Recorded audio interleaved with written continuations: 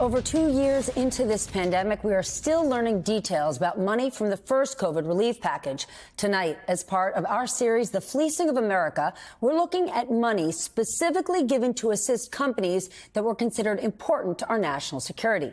Today, House Democrats released a report alleging Trump administration officials awarded a $700 million loan to a trucking company over clear objections of career defense officials. The company, YRC Worldwide, has since been rebranded as Yellow.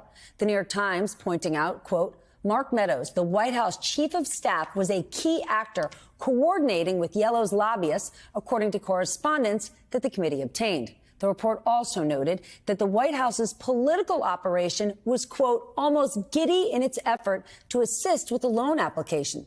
The loan raised immediate questions from watchdog groups because of the company's close ties to the Trump administration and because this company faced years of financial and legal turmoil.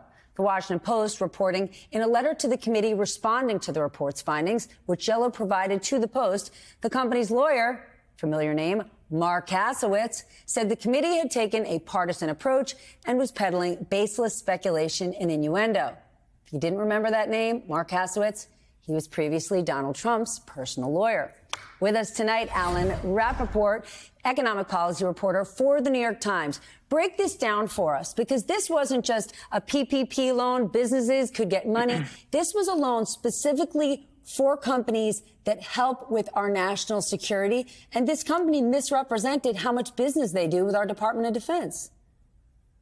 Exactly. And it was a $700 million loan, which was by far the biggest loan of any of these companies got. It actually was about 95% of all the national security money that was given out. So it was very surprising to people when this came out back in 2020. Investigations sort of started immediately once it became clear that there were a lot of ties between the company and the Trump administration. The company was financially backed by Apollo, the private equity group, which had close ties to the administration. Its CEO was on President Trump's COVID Economic Council. And there had been an intense lobbying campaign, as we mentioned in the story, trying to get this company approved for this huge loan. And the company had been almost on the verge of bankruptcy for years anyway. So this was really seized an opportunity to give it a lifeline and a big bailout. Apollo, the private equity giant that could have refinanced them. But why would you when the government will give you the money? Why, besides, they're homeboys with the Trump administration, why was the administration so jacked up to help them? Almost giddy? Why? What was in it for them? Well, the politics of it were really good in an election year. This is, 30,000 truckers or so or employees, part of this company. It's a union company.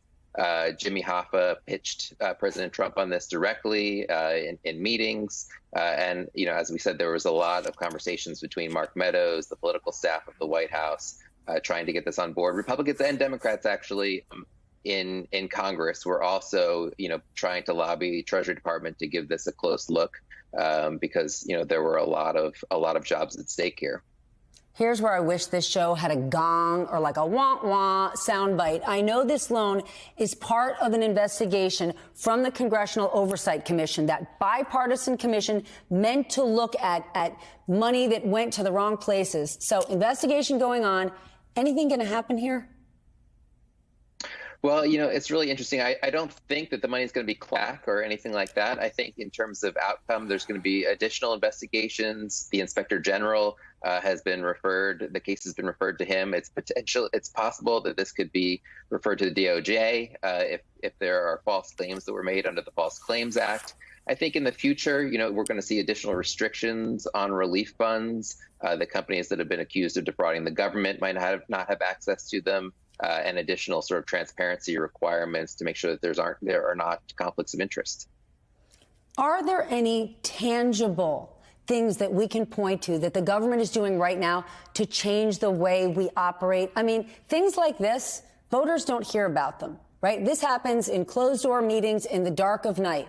But voters on both sides of the aisle are disgraced by these types of stories. This is exactly why they hate government. Exactly. And there's a lot of political sensitivity to this. I mean, there's been, $5 trillion dumped into the economy over the last few years in relief money. And lots of it has been misused and misspent and defrauded just, in part of the effort to get this money out there so quickly. And this is a real example, of some of the questions surrounding that, and a lot of the influence the lobbyists have had in Washington to make sure that money got into places, into friendly hands, but not necessarily into the right hands. When you think about a desperate time of economic crisis, you don't think that lobbyists are there working the phones, but that's exactly what happened. How many more yellows are out there? This is one story, one big story, but are there a lot more we're going to hear about? I think so. I mean, there's been, trillions of dollars of money that have been spent since then. The American Rescue Plan, the Biden administration is the one that's responsible for that. We're seeing lots of little cases of PPP fraud that are starting to trickle out, from the Paycheck Protection Program, emergency rental insurance, as well as, the expanded unemployment insurance programs that, people were getting money that they weren't necessarily supposed to be getting. So I think over the coming years, we're going to see a lot of cases, big and small, of how some of this money was misused. It's not partisan, but it is awful. We're going to keep covering it.